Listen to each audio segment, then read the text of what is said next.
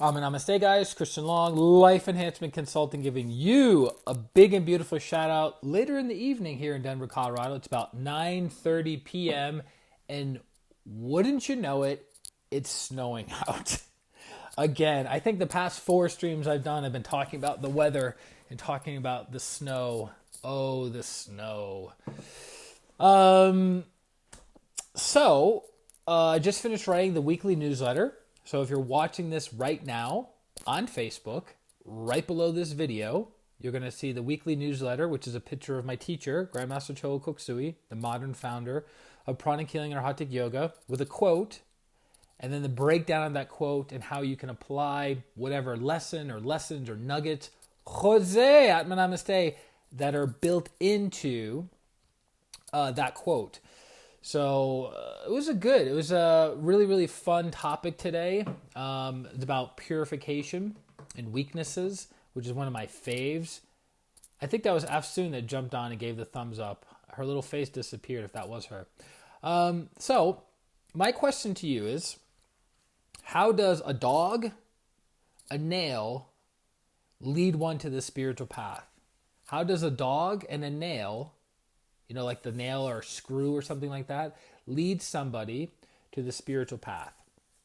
Well, there's a good old-fashioned Southern story of these 2 guys are sitting on a porch, and they're kind of, in their rocking chairs, going back and forth, just shooting the breeze, talking about life, talking about the day, talking about work, talking about the wife and the kids. And off to the side, one of the guys, his dog is howling and howling and howling, right? But not like howling at the moon or howling at traffic, but he's just going, oh, oh, oh. That's my best howling impersonation. And his friend looks over at him and he says, dude, what's wrong with your dog? And he goes, he was rummaging around in the garage. He stepped on a nail. He's got a nail stuck in his foot. And he says, well, why is it stuck? Like, why doesn't he get up? Actually, no. Hold on. I'm connecting 2 different stories. So, the guy in the rocking chair, I've told this story so many times, it's weird that I messed it up. The guy in the rocking chair is rocking back and forth, and he's hitting the dog's tail. And he's howling, and he goes, why is he howling? And he says, because the chair is hitting his tail. Angela, I'm gonna say it's hitting his tail, right? And so then his buddy goes, well, why doesn't he get up? Right? The rocking chair keeps going on his tail and it's hurting him. Why doesn't he just get up? And then his buddy says, with the sage wisdom, he goes, it must not hurt enough. So how does that relate to the spiritual path?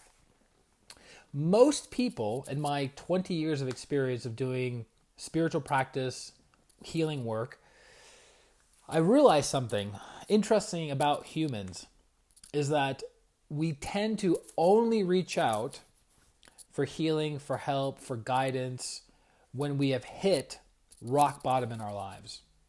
Typically. So my father used to be a corrections officer for a minimum and a maximum security prison.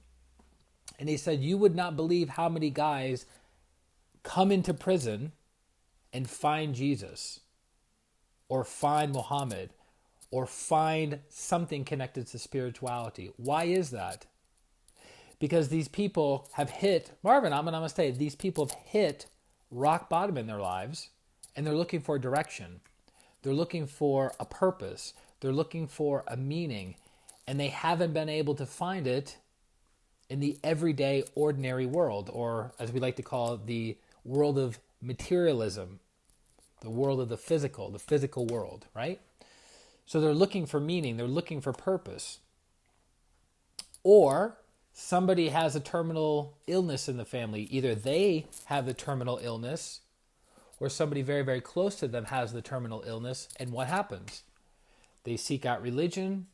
They seek out spirituality. They seek out God. they seek out healing, they seek out personal development in some way, shape, or form, because the everyday, ordinary world is not providing them with solutions or answers that they're seeking, right? Another example, relationship stuff. I see this a lot with people. You're in a great relationship with someone, something happens, it falls apart at the seams, and what does that do? It creates an opening for that person or both people to seek answers, to seek solutions about how to heal and mend a broken heart, how to not feel the pain and the heartache from the breakup. So you have a lot of people that get onto the spiritual path because of a terminal disease or sickness. You have a lot of people that get onto the path because of relationship heartache or breakup. You have a lot of people that get onto the spiritual path because of something dealing with the law, and they lose their external freedoms, so they have to go within. You have people that I've seen this happen several times. You have people that have a drug or alcohol addiction. And what happens? In order for them to recover from their drug and alcohol addiction, they go to a 12-step program. And the first step in a 12-step program is recognizing that there is a higher power. Zach, I'm an namaste. That there is a higher power and that you are powerless. You are powerless in the sense of like, I have to surrender and lean on God, lean on a higher power, right? That's the first step in every 12-step program, whether it's alcohol, drugs, shopping addiction, food addiction, sex addiction. It all goes back to the same format of the 12 steps. And so that's the thing that I've noticed consistently and persistently over my 20 years of working on myself and working with other people, is that rarely ever does somebody have an amazing, phenomenal, unbelievable life and they're interested in personal development and they're interested in spiritual development, right? I'll give you an example. There's a long time pranic healing, a pranic healer and pranic healing instructor out in California. He lives in one of the most prosperous counties in the entire country. And his meditation group, it's a Twin Hearts meditation group, has been going on for about 20 years. And the size of that group has not really expanded or contracted that much over 20 years. And I asked him a simple question. I go, because at the time in Denver, Colorado, I was working with the Four Seasons, right? The residency of the Four Seasons, very, very high end. You know, celebrities, athletes, very successful businessmen and entrepreneurs. And I led a Twin Hearts meditation there for about 14 months. Every 2 weeks, every other Tuesday for 14 months, I was leading a Twin Hearts meditation. And we consistently had 3 to 4 people show up. Consistently have 3 to 4 people show up. And I thought to myself, what am I missing? These are people who have prosperity, abundance, and success, right? While at the same time, they have a need because a lot of these people, their relatives, their spouses were having tremendous health challenges and they didn't know who to go to or where to turn. And I said, hey guys, I just happen to be a professional energy healer and just happen to be a meditation instructor. And I have had proven results in helping people with physical ailments. Would you guys like to hire me? Right? And I thought it's a no-brainer, right? They can afford my rate. They have a need. I can fulfill that need. Easy peasy, right? And something interesting happened. Month after month after month after month after month, the same people would come, love the meditations, love the newsletter that we put out every single week, but not once in 14 months did anybody hire me for healing. Not one time. Even though they got tremendous amount of benefit from the newsletter, they got tremendous amount of benefit from the meditations that we did, and they would come to me and share with me their problems, emotional problems, anxiety, stress, things that were going on with their family, chaos, all these like not so pleasant things, sicknesses that were happening with their spouses, but they never hired me for healing. So I went to my friend in California who had experience working with very, very successful, wealthy people, because he is one of them. And he says, you know what it is? You know why the group is not growing and why people aren't necessarily hiring you for healing? I was like, no, I don't know. That's why I'm coming to you.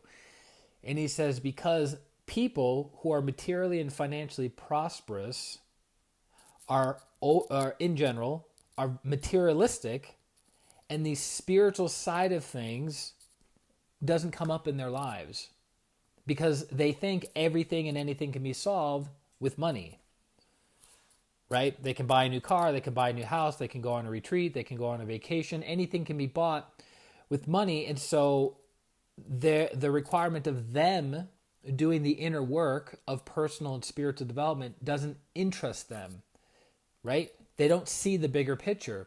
But you know something that's interesting? If you look at third world countries, spirituality, alternative medicine, and energy healing spreads super, super fast. Now you might be saying, well, those are third world countries. Those people aren't as educated as people in the first world, right? But who has higher rates of fulfillment? Who has higher rates of inner peace? Happiness? Like you can look up this data. United States is some of the lowest in the entire world. Yes, we have the best medicine. Yes, we have the best conveniences. But there's less meaning, less fulfillment, and less purpose than ever before, right? But because we're materially and financially prosperous as a country, we typically don't resonate with spiritual things because we are engrossed in the material world. It's actually interesting. Master Toa said that if you can spread pranic healing in the United States, you can spread it anywhere. Because we're so materialistic in the United States. Not saying that's a bad thing. You want to have both. You want to be spiritually connected, right? And you want to be materially provided for and taken care of.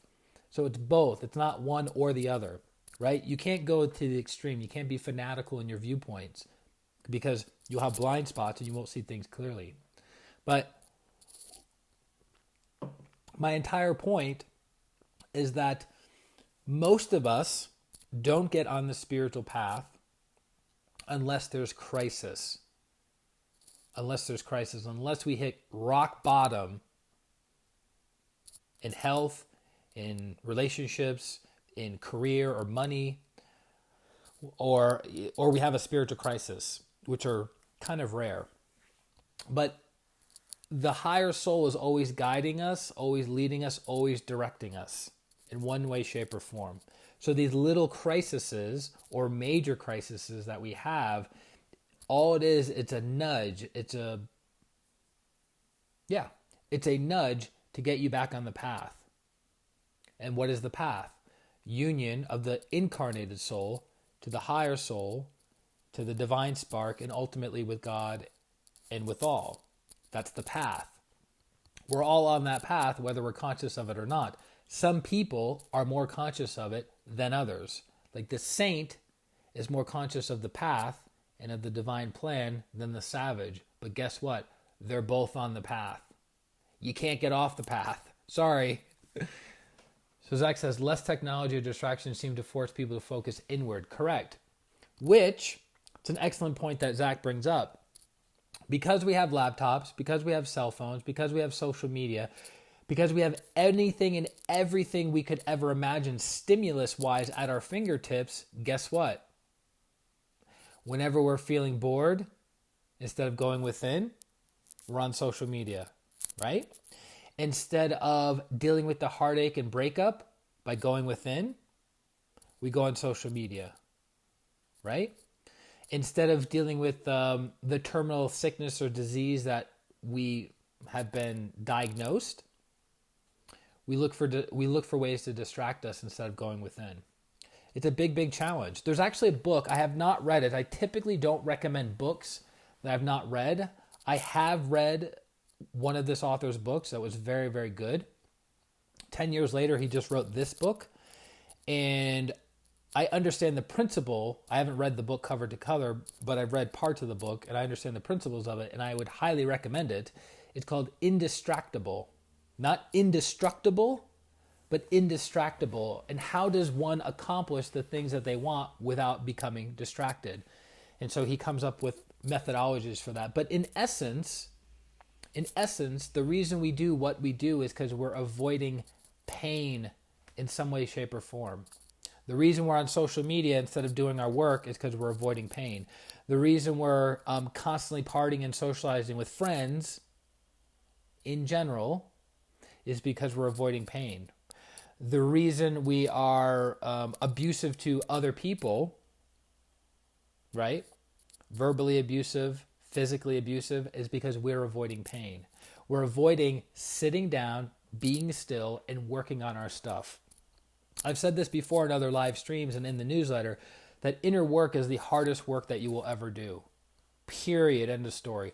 One of my business partners many years ago, he had been at that time sober for 23 years. He showed me his coin. I think it was an AA. It was both. I think it was just with AA, but he hadn't drank or hadn't used drugs in 23 years approximately. And he said to me, some of the most developed people he had ever met in his life. And this is a person who's dedicated a number of years to inner work, spiritual growth and development. He said some of the most powerful people he had ever met in his life were people who had gone through the entire 12-step program and then mentored other people to go through the 12-step program, which is inner work, right? Within pranic healing, under Hatha Yoga, we call spiritual and personal development inner work. And it's basically like several things that we do on a consistent basis to become better people and better souls. Other schools, other religions, other traditions call it other things. So related to addiction, the 12-step program, following the 12 steps, is a form of inner work. And for any people who have gone through that work, it's enlightening, but it's extraordinarily difficult for most people because you have to overcome a lot of things. But isn't it interesting that people typically go through 12-step programs when life is amazing, even though it would make their life more amazing if they went through it? No. People hit rock bottom or underneath the rock bottom before they will attend a 12-step program. I remember, this is maybe 6 years ago, I was doing inner work with my girlfriend at the time, and she brought to my awareness of Al-Anon. And I didn't know too much about Al-Anon at the time, other than a guy I was doing real estate with in Florida had been part of Al-Anon for like 40 years.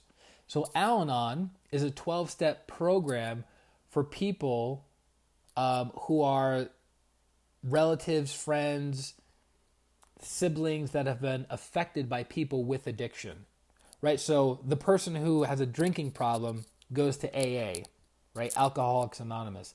The people who have been affected by that person's drinking go to Al-Anon. So it's like a 12-step program for the people who have had to suffer other people's addictions. So growing up in a household where my father was an alcoholic, it wasn't a surprise. He never hid it from anyone. And my father left the body in 2014, but he would have no problem with me sharing this. That I was like, I wonder if my father's drinking affected me. He stopped drinking in 1985 when I was 5 years old. So I wonder from 1980 to 85, I wonder if that drinking somehow, some way affected me in my developmental stages. Well, I wasn't at rock bottom. I was kind of in the middle, right? And I ended up picking up one of the books, the main book by Al-Anon, and I read almost every single story. It's a huge book. I read almost every single story of people who had gone through dealing with parents that were addicts, friends that were addicts, siblings that were addicts, children that were addicts. And man, I had so many insights and so much like compassion for these people, which made me have compassion for myself and have compassion for my father and have compassion for the family dynamic of the people that were affected by my father's addiction, right? And I remember like some of the deepest, hardest, longest cries I've ever had in 39 years on this planet. Well, then it was 32 years on this planet, roughly, was reading that book, almost cover to cover. I didn't feel like I had to read everything because some of it didn't apply. It was not necessary. But the stories I read, and it was profound. It really, really changed my life. So as a recommendation to you, maybe life is at rock bottom. Hopefully I can help you with that. Josiah, namaste. You're late for the party, son. Or in the middle, or life is amazing. I would still recommend, if you've suffered from friends, family members of addiction, I would recommend attending an Al-Anon meeting. Because what these meetings are all about, I'll tell you in a second because you're late. What these meetings are all about in the 12-step program is really, it's a spiritual system. Recognizing that there is a God, right? Surrendering, practicing humility, and then doing inner work on getting awareness of your thoughts, your feelings, and your actions and how they affect you and affect other people. So going through the 12 steps, and also deals with forgiveness, deals with gratitude, going through the 12 steps is transformative. So even if you are not an addict, and even if you don't even know an addict or have been affected by an addict, I would still recommend somebody go through the 12-step program. It's phenomenal. Now, my spiritual practice is pranic healing and Hatha yoga, but that doesn't mean I haven't studied other schools, other religions, other traditions and practices. What makes it different is I don't practice those things as my day-to-day life. What I practice in my day-to-day life is pranic healing and Hatha yoga. Does that make sense? So if you want to master something, you have to study it very, very deeply. So if I'm part of 9 different schools of spiritual development, religious development, what have you, how can I master any one of them? It's impossible. There's only 24 hours in a day, right? I'm not Leonardo da Vinci, the polymath. So Josiah is asking, what book are we talking about? I'm talking about not the textbook, but what's the word I'm looking for? The guidebook of Al-Anon.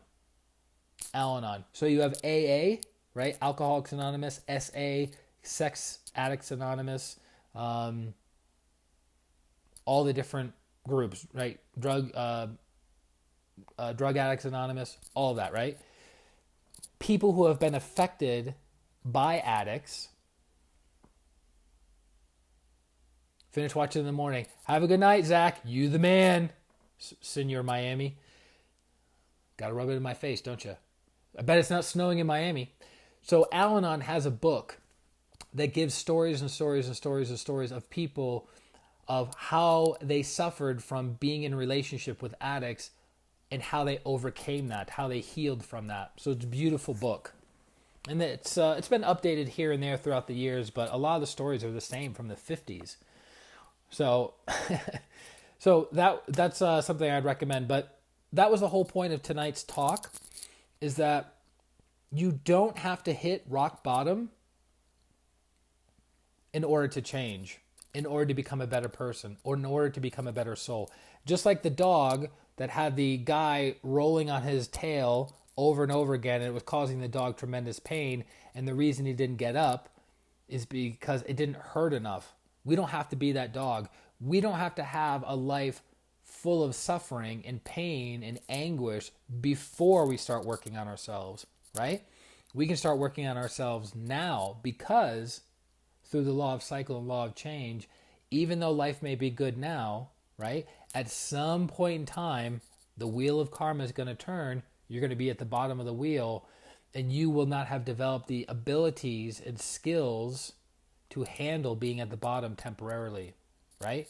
But if you're at the top, you can spend time doing personal development, spiritual development, meditation, receiving energy healing, service to others, right? When things are going well. And then you'll be down at the bottom of the wheel, not as long and not as hard. So I hope that helps. I hope that adds value to you guys. That being said, if you need healing, which we all do, go to ChristianRLong.com. It's my name. It's my website. You can schedule your healing directly on the website. And then we get notifications, and then we set up the time, Zoom, Skype, FaceTime, whatever, and we make it happen. And that's it. So thank you guys very, very much for sharing your time, energy with the group. I'm going to continue watching it snow here in Denver. And Josiah asked a great question, which, funny enough, I was going to say this at the beginning of the stream. So I'm going to both retreats this year. So I bought my tickets, my Turo. So I did my airfare, my Airbnb, and my Turo. So airfare, housing, and car taken care of for West Coast retreat, East Coast retreat. So yes, I will see you in Mawa, son. Don't forget your bathing suit. Lots of purification by water. Yes. So yeah. So going to both retreats. My goal for every year of this incarnation is to go to both retreats, the annual Arhatic Yoga retreats, West Coast, East Coast, and then to do the 21-day spiritual vacation in Bovina, New York. Double dipping indeed, yo. Literally double dipping, right? Dipping in the water in San Diego, dipping in the water in Mahwah, New Jersey.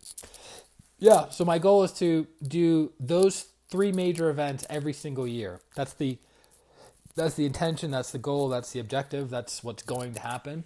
And because that's what I'm committed to. We talked about spiritual work and personal work, personal development, and I want to be a product of a product. I want to be an example for other people, right? I want to walk the walk, talk the talk, all of it. So I do my best. So yes, I will be at both retreats. I look forward to seeing your bright and shiny face in Mahwah. And that's it, guys. Love you very, very much. Have an amazing, phenomenal evening. I don't know why it took so long to say evening.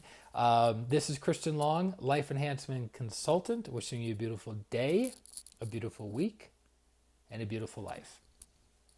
Atma, namaste. Bye-bye.